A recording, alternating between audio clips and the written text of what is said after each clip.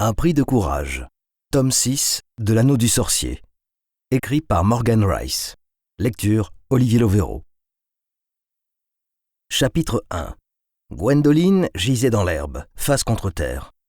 Elle sentait la bise froide de l'hiver piquer sa peau nue.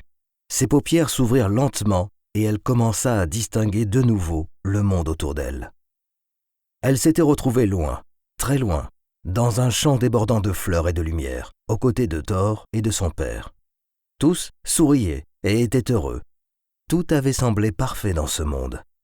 À présent, comme elle ouvrait les yeux, l'endroit où elle se trouvait réellement n'aurait pas pu être plus différent.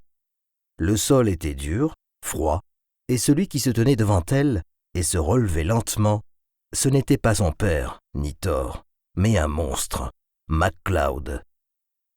Après en avoir terminé avec elle, il se leva lentement, boucla sa ceinture et la toisa d'un air satisfait.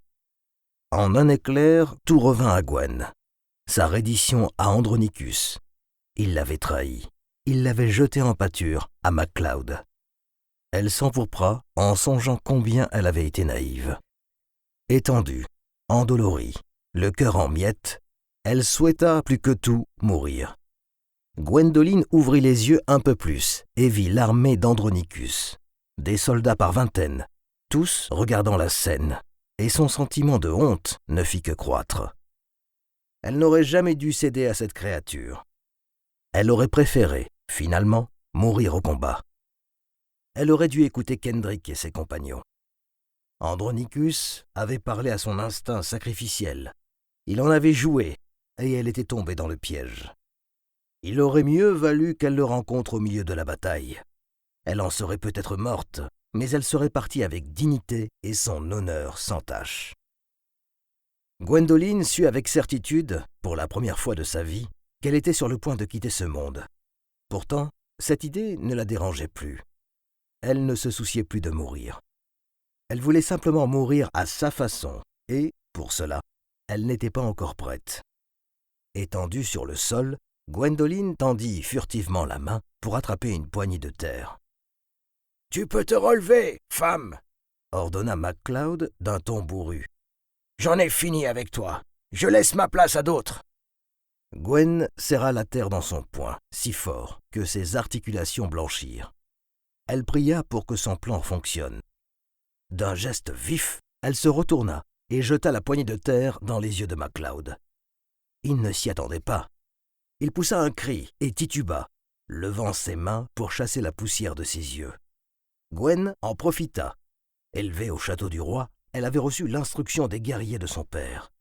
Il lui avait toujours dit d'attaquer une seconde fois avant que l'ennemi n'ait eu le temps de reprendre ses esprits. Il lui avait également appris une leçon qu'elle n'oublierait jamais.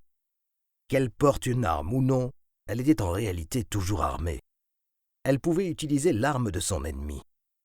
Gwen tendit le bras, tira la dague à la ceinture de MacLeod, l'éleva et la plongea entre les jambes de son ennemi. MacLeod poussa un cri encore plus terrible. Ses mains quittèrent son visage pour agripper désespérément son entrejambe. Le sang coula à flots entre ses cuisses quand il retira la dague, haletant. Elle se réjouit d'avoir atteint sa cible, d'avoir au moins cette petite vengeance. Cependant, à sa grande surprise, la blessure, qui aurait abattu n'importe qui, ne le ralentit pas. Impossible d'arrêter ce monstre. Elle l'avait sévèrement touché à l'endroit qui le méritait, mais elle ne l'avait pas tué. Il n'était même pas tombé à genoux. Au lieu de cela, MacLeod retira la dague sanguinolente et la toisa, la mort au fond des yeux. Il allait se jeter sur elle, en brandissant la dague entre ses mains tremblantes, et Gwendoline sut qu'elle allait mourir. Au moins, elle mourrait avec un peu de satisfaction. « Je vais t'arracher le cœur et te le faire bouffer. Prépare-toi. Tu vas connaître la vraie douleur. » Gwendoline se tendit comme un arc, comme la dague filait vers elle, prête à rencontrer une mort violente. Un cri s'éleva soudain. Après un instant de surprise, Gwendoline se rendit compte avec stupéfaction que ce hurlement de douleur n'était pas venu d'elle. C'était MacLeod. Il était à l'agonie. Gwen jeta un coup d'œil derrière ses bras recroquevillés devant son visage. MacLeod avait lâché son arme. Elle cligna des yeux plusieurs fois en essayant de comprendre ce qui se passait. Une flèche transperçait l'œil de MacLeod. Il poussa un... Nous espérons que vous avez apprécié cet aperçu. Pour continuer à écouter ce livre audio sur Google Play Livres, utilisez le lien dans la description de la vidéo.